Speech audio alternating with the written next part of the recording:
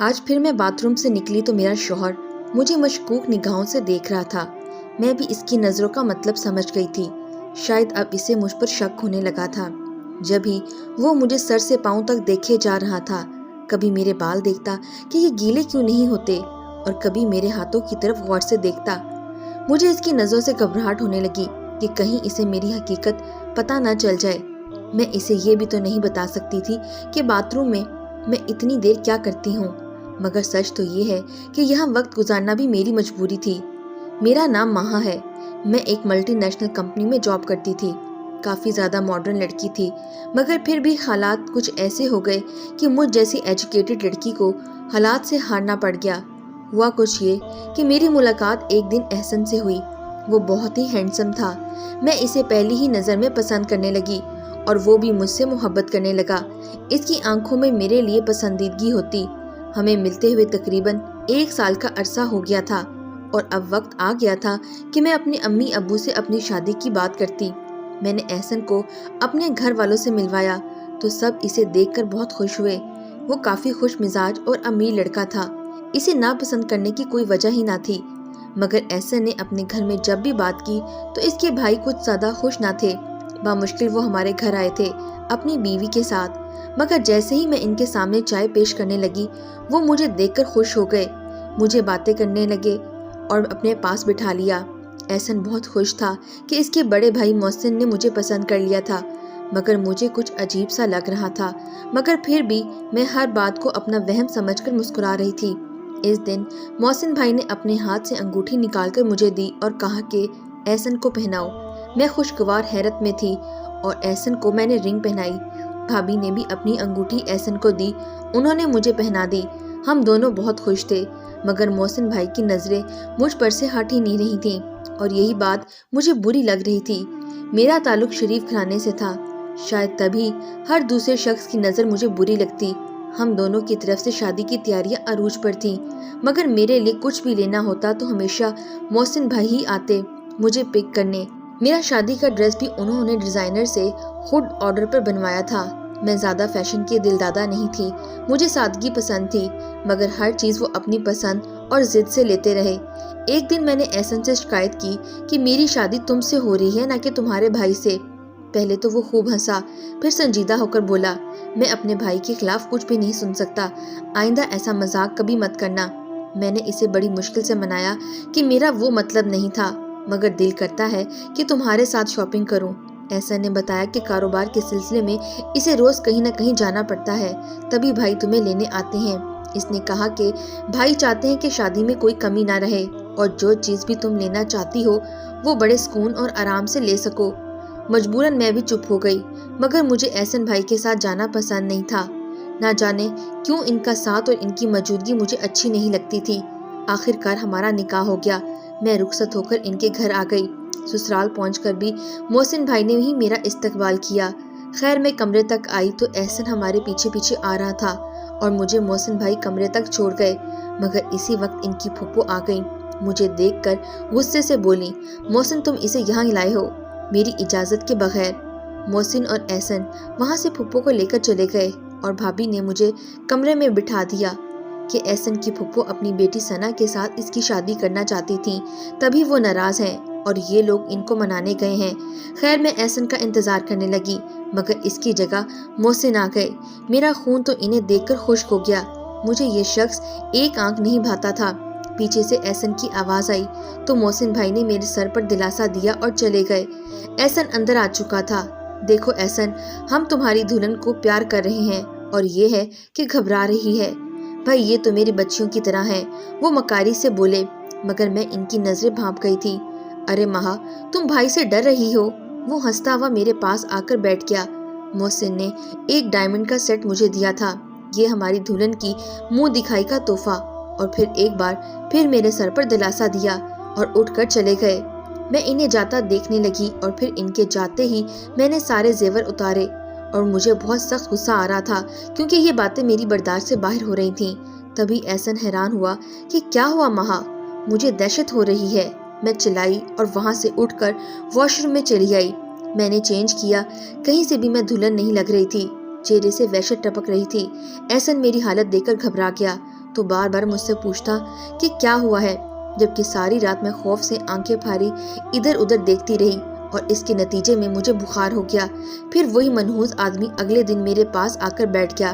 ارے تم نے تو ہماری دلہن کو پریشان کر دیا ہے، دیکھو تو بیچاری کو پہلے ہی دن بیمار کر دیا، وہ بظاہر نرم لہجے میں بولا، مگر اس کی شکل پر لکھی مکاری صاف نظر آ رہی تھی۔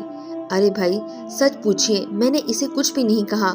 میں حیرت سے احسن کو دیکھ رہی تھی، سمجھ گئی تھی کہ یہ انسان آنکھیں بند کر کے اپنے بھائی پر بھروسہ کرتا ہے اور اسے ہر بات بتاتا ہے۔ خیر بامشکل میرا بخار اترا، مگر یہ پریشانی میرا پیچھا نہیں چھوڑ رہی تھی۔ ایک دن ہم لوگ ہنی مون کے لیے گھومنے گئے کہ محسن بھائی کا فون آ گیا، جلدی واپس آؤ، احسن کو بزنس کے سلسلے میں دبئی جانا ہے۔ ہم واپس آ گئے، میں اپنے ابو کے گھر آ گئی تھی۔ بامشکل احسن کو منایا کہ میں وہیں رکوں گی جب تک وہ واپس نہیں آ جاتا، مگر وہاں بھی مجھے اس انسان کی فون کالز آتی رہیں۔ بہانے بہانے سے مجھ سے یہ لوگ بات کرتے رہتے۔ اب تک میں کسی کو کچھ نہ بتا پاتی تھی۔ بظاہر وہ ایسے دکھتا تھا جیسے وہ اپنی بھابھی کو بچی سمجھ کر لاڈ پیار کرتا ہے۔ سب یہی کہتے تھے اور سمجھتے تھے، مگر میں اس کی چالاکیاں خوب جانتی تھی۔ احسن واپس آ چکا تھا، اب میں اپنے گھر آ گئی۔ وہاں احسن کی پھپھو زائدہ بیگم نے میری زندگی اجیرن بنا رکھی تھی۔ میرا اٹھنا بیٹھنا ہر چیز پر انہیں اعتراض تھا۔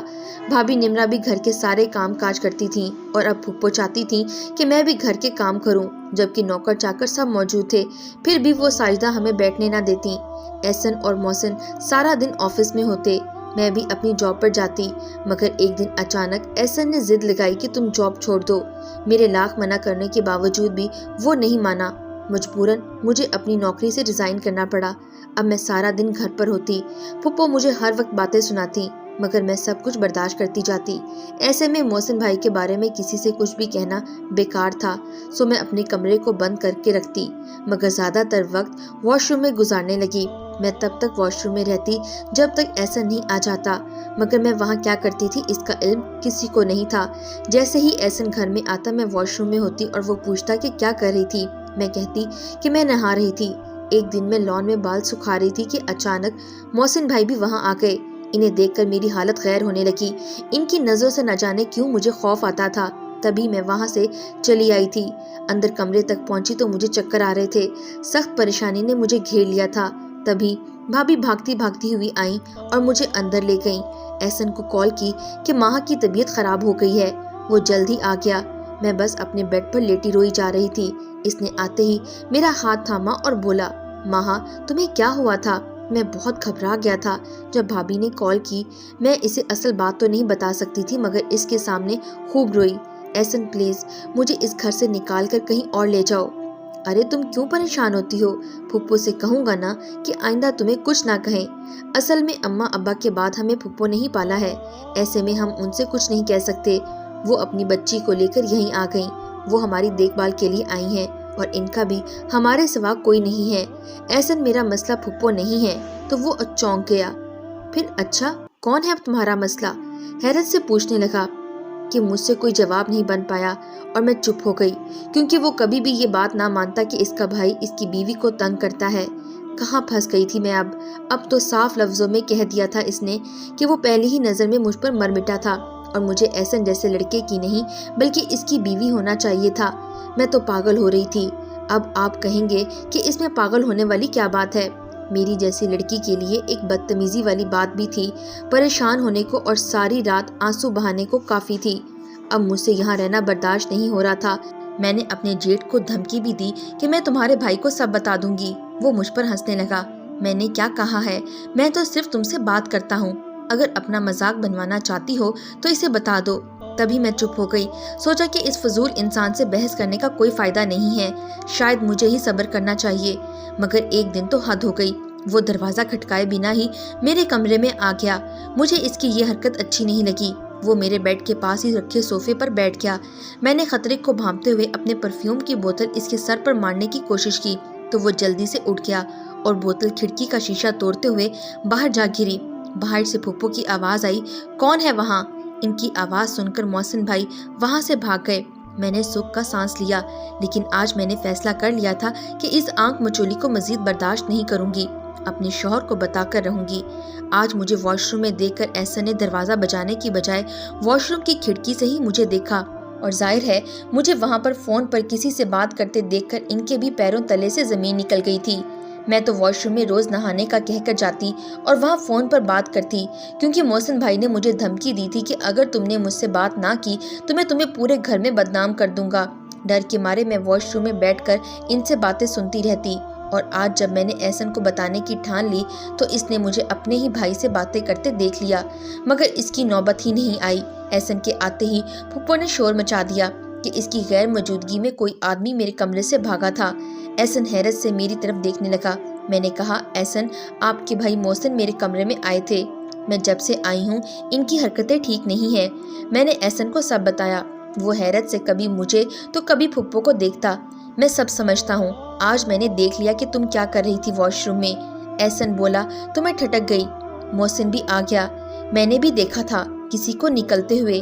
جب میں نے بات پرس کی تو کہا، اگر تم نے کسی کو بتایا تو میں تم پر الزام لگا دوں گی، اور دیکھو اس نے مجھ پر الزام بھی لگا دیا۔ توبہ توبہ، آج کل کی لڑکیاں۔ وہ مکار آدمی مکاری سے رونے لگا۔ احسن نے میرے گال پر ایک زوردار تھپڑ مار دیا۔ میں تو بس اسے دیکھ رہی تھی۔ احسن، آپ نے مجھے تھپڑ مارا؟ مجھے ابھی بھی یقین نہیں آ رہا تھا۔ نکل جاؤ ابھی اور اسی وقت میرے گھر سے، احسن دھاڑا۔ احسن، میرا یقین کرو، میں گڑ گڑا رہی تھی، مگر اس نے میری ایک نہ سنی۔ پھپھو نے کہا، دیکھ بغیرت، تیری بیوی تیرے بھائی پر الزام لگا رہی ہے اور تو ہے کہ چپ کھڑا ہے۔ 3 طلاقیں اس کے منہ پر مار اور چلتا کر۔ اور واقعی احسن نے 3 طلاقیں میرے محبت کے منہ پر ماری اور مجھے نکال دیا۔ میں ہر وقت کمرے میں بند رہتی، امی ابو ہر وقت میری دلجوئی میں لگے رہتے، مگر مجھے کچھ ہوش نہیں تھا۔ بھابھی کو پہلے ہی مجھ سے کچھ خاص لگاؤ نہیں تھا، اب تو ان کا موڈ اور بھی خراب رہنے لگا۔ بڑی مشکل سے اس بلا سے جان چھوٹی تھی، پھر سے آ گئی میرے سر پر۔ وہ فون پر کسی سے کہہ رہی تھیں۔ میں وہاں سے ہٹ گئی۔ اب یہ گھر میرا نہیں تھا، مگر میرا تو کوئی بھی گھر نہیں تھا۔ میری طلاق کو 2 سال ہو گئے تھے، اب میں سنبھل چکی تھی۔ احسن نے طلاق کے 1 ہفتے بعد ہی پھپھو کی بیٹی ثنا سے شادی کر لی، اور اسے ذرا بھی میرا خیال نہیں آیا۔ میں نے پھر سے جاب کی تلاش شروع کر دی، مگر گھر کے حالات دن بدن بگڑتے جاتے۔ بھابھی میری وجہ سے گھر چھوڑ کر جا چکی تھی، نہ جانے ان کو مجھ سے کیا بیٹھ تھا۔ میں تو کسی بات میں بھی دخل نہیں دیتی تھی۔ اب تو بھائی کا موڈ بھی آف رہنے لگا تھا، جو میرا دھم بڑا کرتے تھے۔ انہی دنوں مجھے احسن ملا ایک شاپنگ مال میں۔ وہ مجھ سے بات کرنا چاہتا تھا، مگر میں نے کہا کہ میں تم سے نفرت کرتی ہوں، میرا پیچھا چھوڑ دو۔ تبھی اس نے میرا پیچھا نہ چھوڑا اور مجھے فون کرنے لگا کہ مجھ سے شادی کر لو، میں تم سے بہت محبت کرتا ہوں، مگر میں تو اس سے نفرت کرتی تھی۔ ایک دن جب بھائی نے مجھے صاف الفاظ میں سمجھایا کہ اب مجھے شادی کر لینی چاہیے، کیونکہ میرا گھر تو ٹوٹ گیا ہے، مگر میری وجہ سے ان کا گھر بھی ٹوٹ رہا تھا۔ اس دن مجھے احسن، محسن اور پھپھو سے سخت نفرت ہوئی، جنہوں نے میری زندگی اجاڑی تھی۔ میں نے فون اٹھایا اور محسن کو کال کی۔ وہ حیرت میں تھا کہ میں نے اسے خود کال کی تھی۔ میں نے کہا کہ میں شادی کے لیے تیار ہوں، مگر میری کچھ شرائط ہیں۔ وہ خوشی سے بولا، اسے ہر شرط منظور ہے۔ میں نے اسے ملنے کے لیے کہا۔ اس ملاقات میں میں نے اسے کچھ پیپرز دیے کہ ان پر سائن کر لو۔ اس نے دیکھے بنا سائن کر دیے۔ آپ دیکھیں تو صحیح، میں نے مسکرا کر کہا۔ مجھے دیکھنے کی ضرورت نہیں، اگر میری جان بھی اپنے نام لکھوا لو تو میں نہ نہیں کروں گا۔ میں نے وہ پیپرز اٹھائے اور اسے کہا، ٹھیک ہے، تم مجھ سے نکاح کر لو۔ وہ سخت حیرت میں تھا۔ ابھی؟ ہاں، میں نے کہا ہاں، اور شام تک میں پھر سے اسی گھر کی چوکھٹ پہ تھی جہاں سے مجھے دھکے دے کر نکالا گیا تھا، جہاں 2 سال پہلے میرے شوہر نے میرے منہ پر طلاق مار کر مجھے نکالا تھا۔ آج میں اسی کی بھائی کی بیوی بن کر اس کے گھر میں آ گئی تھی، اور میرا شوہر بزدل احسن نہیں بلکہ اس کا بڑا بھائی محسن تھا، جو اس گھر کا بڑا تھا۔ اسی کے ہاتھ میں تو اس گھر کا ہولڈ تھا۔ پھپھو بھی میرا کچھ نہیں بگاڑ سکتی تھی۔ آتے ہی میں نے سارے ملازموں کو گھر سے نکال دیا اور آج سے سارا کام پھپھو اور ثنا کو دے دیا۔ میں نے محسن سے وعدہ لیا تھا کہ وہ کچھ نہیں بولیں گے، جیسا میں کہوں گی۔ وہ تو میری ہر بات کو سر آنکھوں پہ رکھتا۔ میں نے احسن اور ثنا کو عام سے کمرے میں شفٹ کروا دیا، اور وہ عالی شان کمرہ بھی ان سے چھین لیا جو کبھی میرا اور احسن کا ہوتا تھا۔ احسن مجھے عجیب نظروں سے دیکھتا، کیونکہ وہ بہت ٹوٹ چکا تھا۔ اس کی آنکھوں پر بندھی پٹی اب کھل چکی تھی، مگر کیا فائدہ۔ میں نے نکاح سے پہلے محسن سے ووٹ لیا تھا کہ جب تک میرا ذہن اس رشتے کو قبول نہیں کر لیتا، ہم الگ الگ رہیں گے۔ اس نے اس بات کو بھی سہ لیا۔ میں نے پورا بزنس بھی اپنے نام کروا لیا تھا، اور اس گھر کو بھی اپنے نام پر لکھوا لیا تھا۔ احسن کے پاس اب کچھ بھی نہیں بچا تھا۔ اس کے ساتھ پھپھو اور ثنا بھی سڑک پر آ گئیں۔ میں نے احسن کو پیغام بھجوایا کہ جلد سے جلد کمرہ بھی خالی کر دے۔ پھپھو نے خوب وویلا مچایا، مگر محسن نے ان کو اچھی خاصی جھاڑ پلا دی کہ اگر مہا کو کسی نے کچھ بھی کہا تو پھر اچھا نہیں ہوگا۔ پھپھو منہ کھولے دیکھے جا رہی تھیں۔ میں نے مسکرا کر کہا، آپ خود جائیں گی پھپھو یا پھر محسن سے دھکے دے کر نکلواؤں؟ تب وہ الٹے قدموں واپس ہو لیں۔ اب یہ گھر میرا تھا۔ میں نے نمرا کو بھی واپس بلوایا، جن کو پھپھو نے میکے بھجوا دیا تھا۔ نمرا کو سمجھایا یہ اسی کا گھر ہے اور محسن بھی اسی کا ہی ہے۔ میں نے سب کچھ اس کے نام پر ٹرانسفر کر دیا اور وہ پیپرز محسن کے کمرے میں رکھ کر وہاں سے چلی آئی۔ آج میری فلائٹ ہے، مجھے ایک بہت اچھی کمپنی میں جاب مل گئی ہے اور میں اسی جاب کا ویٹ کر رہی تھی۔ میں نے جو پیپر سائن کروایا تھا اس میں یہی لکھا تھا کہ 2 ماہ کے بعد یہ نکاح ختم ہو جائے گا، اور مجھے پکا یقین تھا کہ محسن مجھے امپریس کرنے کے لیے اسے نہیں پڑے گا۔ اب میں اس ملک کو چھوڑ کر جا رہی تھی۔ وہاں سیٹل ہوتے ہی امی ابو کو بھی بلوانے کا ارادہ ہے۔